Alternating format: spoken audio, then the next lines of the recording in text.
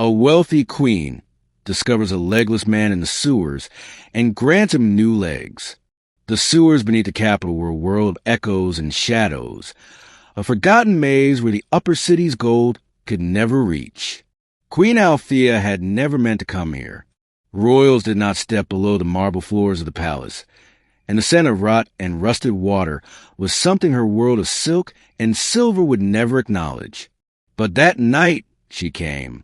The storms had burst through the drains, flooding half the quarter, and she, disguised in a plain cloak, had joined the relief patrols herself. "If I wish to rule them," she had once told her council, "then I must walk where they walk." Her guards had begged her not to. The ministers had called it reckless. But she had come anyway, and that was where she found him, the man in the dark. He was half buried beneath broken pipes and rushing water, his body mangled for what looked like a collapsed tunnel. The smell of oil and blood mixed into something sharp and metallic. "By the gods!" one of her soldiers whispered. "He's alive." Barely. His eyes opened, sharp, blue, alert. Too alert. "Stay back," he croaked. "It's not safe."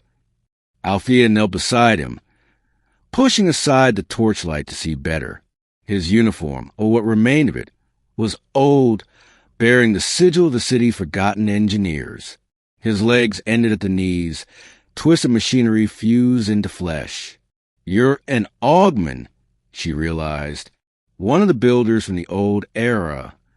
He laughed weakly. "Was. Now I'm just scrap. A queen's command." They carried him out of the sewer. The court physicians wanted to throw him into the infirmary for salvage.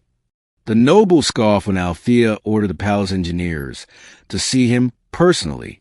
"Your Majesty," the prime artisan protested, "these hybrids are relics, unstable, dangerous." "Then stabilize him," she said. "He built the veins of our city. He deserves more than rust and pity." Days turned to weeks. The man's name was Darren. When he woke fully, he found himself in a bed of velvet, sunlight touching his face for the first time in years. "You shouldn't have saved me," he said. "The council won't like it." "I don't care what they like," Althea said simply. "I care about what's right." The bargain of steel. The engineers did what they could, but old technology was tricky, the kind built when men had tried to rival gods. "His nerves are burnt," said one medic. "Replacing the legs will require deep integration. It could kill him." Darren only smiled. "If I die trying, that's better than dying forgotten." Althea stood by his bedside as the preparations began. "You risked too much for a stranger," he told her. "You risked everything to build a city for strangers," she replied. He looked at her for a long moment, then bowed his head. "Then let's rebuild together." The rebirth, the operation lasted for 16 hours. Steel screamed. Sparks flew. The smell of burning insulation filled the palace workshop. When it was done, silence. Then a movement. Darren opened his eyes. Beneath the sheets, the mechanical limbs gleamed, forged not from the cold steel of war machines, but from silver alloy engraved with the royal crest. He sat up slowly, testing the movement. The legs obeyed like living extensions. He stood, for the first time in years. He stood. Althea smiled, not as a queen, but as a person witnessing a miracle. The gift returned. Months passed. Darren's skill returned. With his new limbs, he repaired the palace's lower engines, the water systems, and even the floodgates that had once failed him.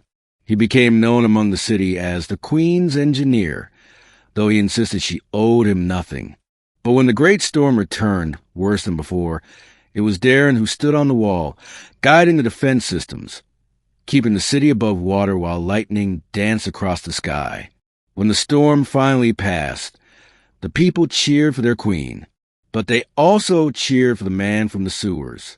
And when Althea stood on the balcony that night, she saw him in the courtyard below, standing tall, with the leg she had given him, looking up at her with quiet gratitude. She raised her hand.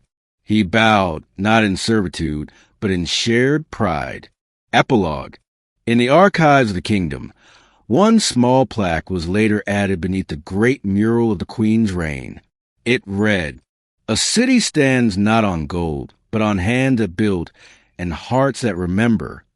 Beneath it, 2 sets of footprints were carved, one small, one made of steel,